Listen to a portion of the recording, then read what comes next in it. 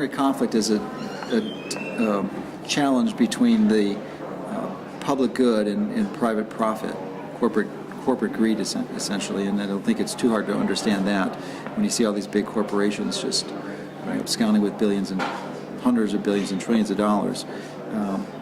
And so that's the primary concept. And then if you go for specifics, you can just not too long ago look at the tobacco industry, which for years was very persistent in saying that smoking did not cause cancer. Well, if you go back to the 20s, yeah, the physicians were actually advertising it. So the tobacco industry was very powerful and influential in influencing the legislation and the politicians to not really aggressively, essentially to insulate them from the truth.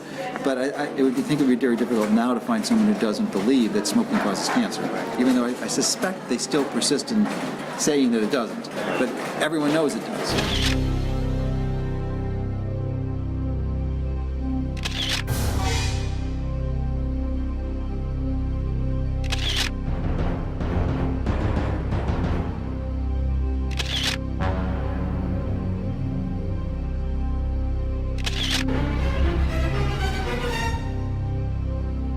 So it's a similar process. I mean, when you go to cell phones or you go to vaccines,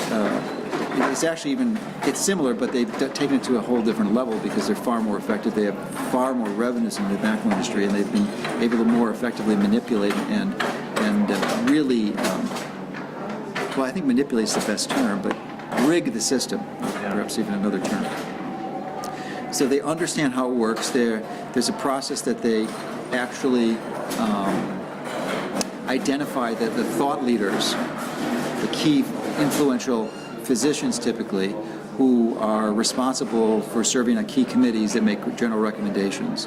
And if you look at these are typically federal committees that, especially with vaccines, where or even other drug recommendations, and if you examine it carefully, there's an enormous amount of conflict of interest. Typically, these people are directly subsidized or funded by the drug companies or the industry that they're being on a committee to supervise. It's a classic fox in a hen house situation, and they're either directly compensated or afterwards they have given these very high-paying positions within the company. So, and it's an effective strategy. It works, and it very rarely is exposed. And if it is typically not given much press.